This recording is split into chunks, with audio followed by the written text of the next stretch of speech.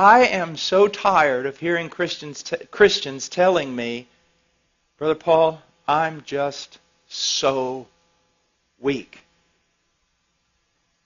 And you say, well, Brother Paul, you started your sermon saying you were weak. So why can't we say it? Well, I want you to understand the phrase and the context of it. First of all, you're not weak. And I can prove it to you. In the last week, W-E-E-K, how much time did you spend grasping and striving to know God and His Word? And in prayer, knowing that apart from God and His work on your behalf, you weren't going to be able to make it. Oh, see, it's really easy to say, I'm so weak. Your problem is not that you're so weak. Your problem is that you think you're strong. And I can prove it by just looking at your devotional life. Do you see? Our problem is not that we're too weak. Our problem is that we do not recognize our weakness. Do you see that? That's why the men and women that have been most used of God throughout Christian history seem to have only one thing in common, a recognition of their weakness. Now, here's what I want to show you, and it's so, so important. Weakness is not a hindrance to power. Weakness is the catalyst to spiritual power. The problem is wrong response. So first of all, you need to recognize something. Everybody's weak. Everything that is demanded of you in the New Testament is absolutely impossible for the natural man. There you go.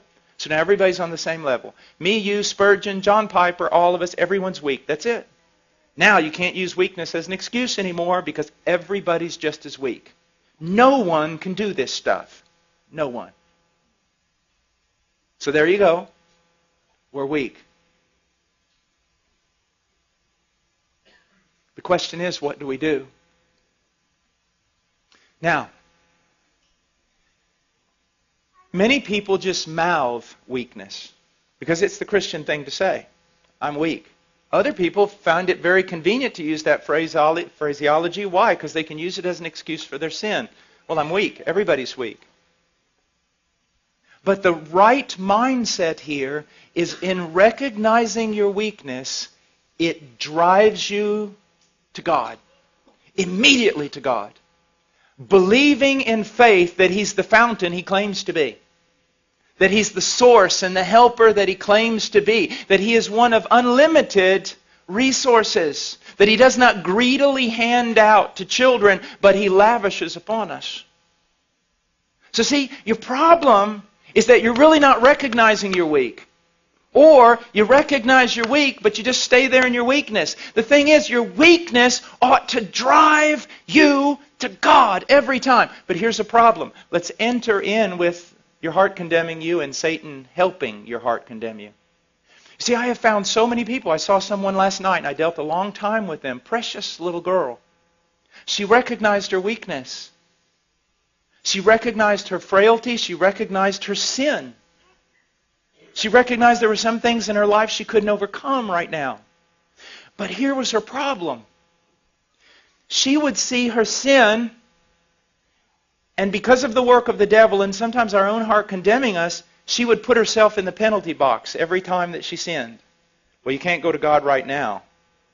You can't just keep running back to Him. I mean, you sinned yesterday and you repented and asked for forgiveness. Now you've done the same exact thing today. I mean, you run back to Him, you're just a hypocrite. You don't appreciate God. You don't have a high view of God. What do you think? God just hands out pardon to everyone? And isn't that what we do? And isn't that what we think?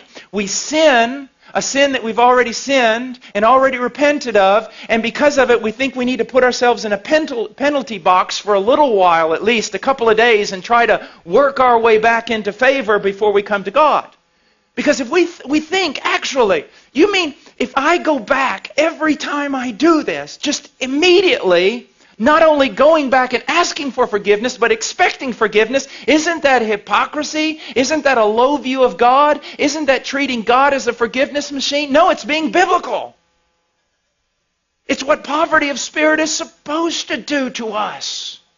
Now again, I'm not preaching this, hopefully, to unconverted church people who are going to say, wow, if God's that good, I'll sin all the time and just go back and ask for forgiveness. Hopefully I'm not talking to people like that. Hopefully I'm talking to genuine Christians who really want to be something they are not yet.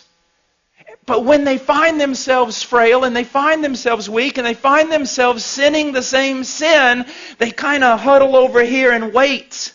Maybe read their Bible a few days, pray some more, show God they're really sincere before they run over there and actually try to get some forgiveness.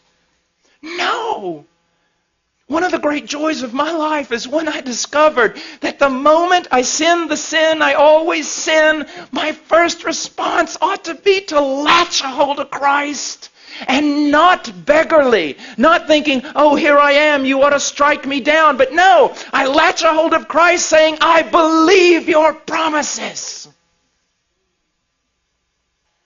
I am in a different realm. I am free. I am a saint. I've been moved out of Adam and condemnation and law. All of it was paid for on that tree. When He died, He knew all of it. He forgave all of it. I'm free. It's absolutely spectacular.